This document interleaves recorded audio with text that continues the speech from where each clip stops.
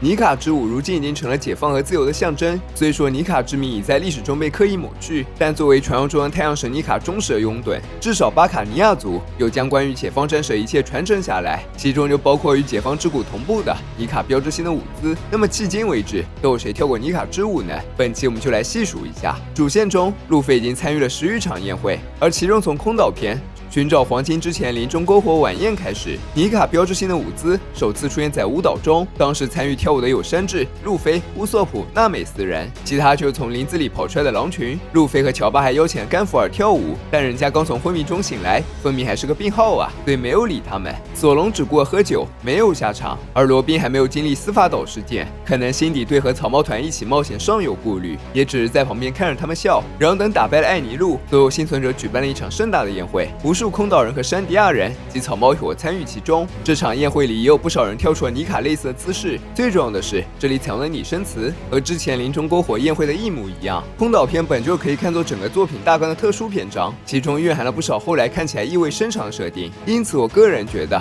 这里可能也算有加入了尼卡舞蹈的要素。参与者为众多空岛人和山迪亚人。经此一夜，持续400年恩怨逐渐消散，两族人终究选择和平共处。接而尼卡姿势第3次在宴会中出现，就是路飞等人出狱猫腹蛇后，老毛临时起意举办的宴会了。举杯庆祝路飞跳出了尼卡姿势，参与者为除了山治之外草帽团成员和以猫腹蛇为首大批皮毛族战士。但这里的拟声词和之前不同，真说起来有点强行。总之，若以原作漫画为准，路飞在宴会中摆出尼卡舞姿就只有以上3次，其他时候要么像九十岛宴会、溪水之都宴会一样，船长跳起约瑟夫教的鼻孔舞，要么就融入当地，胡乱和其他人乱舞作一团，又或者不跳舞，只是单纯举杯庆祝，大快朵颐。如果说路飞偶尔跳起还只是无心之举，甚至有时候跳没跳都有待商榷，那么巴卡尼亚族则明确传承是尼卡之舞。我们之前也已经分析过，区别于其他只把尼卡当作获救希望的例子，熊一族却与解放战士尼卡高度绑定，甚至名字中都包含了尼卡二字，很有可能就是太古时代尼卡最初解放的奴隶族群，说不定尼卡直接就是巴卡尼亚族人。这族信仰的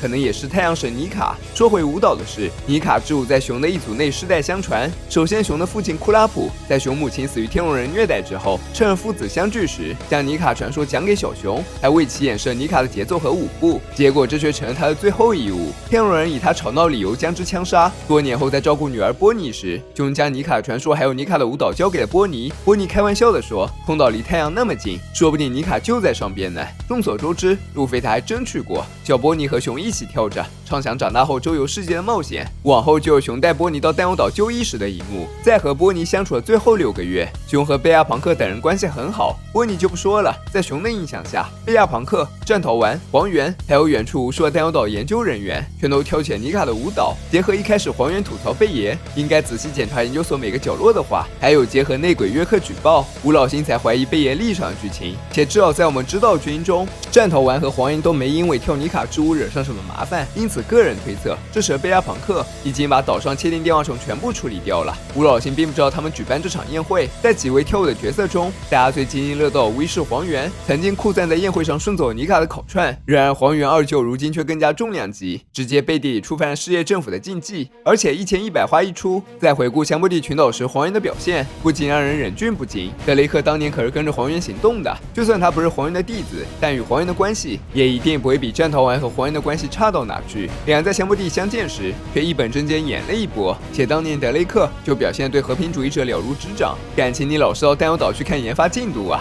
这里也引出了另一个问题，德雷克曾是黄猿手下，还有递交辞呈，进入随时会被海军割舍所有的系统，并担任队长，这是不可能绕过黄猿的，黄猿必定知情。再从职务来看，曾经黄猿负责的是海军科学部队，也就贝野为首的科学家团队。按理来说，职业队掌管防卫和科学大权的萨坦负责，可后来贝野创造数个分身，海军将之改组为了特殊科学班 SSG， 之后还需要黄猿这个负责人嘛？如果他转而担任了所有的计划的总负责人，一切又说得过去了。关于专属于海军情报部门 SOD， 我们之前也说过，他的出现代表海军争取脱离政府的自主性的努力，他的建立离不开元帅赤犬大力支持。而且如果真如我们猜测，黄猿也参与其中，那政府和海军决裂之日，恐怕会比我们想象的更早到来。余下2位大将，如若涉及改变制度，让世界变得更好，藤虎绝对举双手赞同，一直喊着支持天龙人制作绿牛，或成最大小丑。以上就本期视频全部内容了，更多分析敬请期待后续更新。我是白金，咱们下期再见。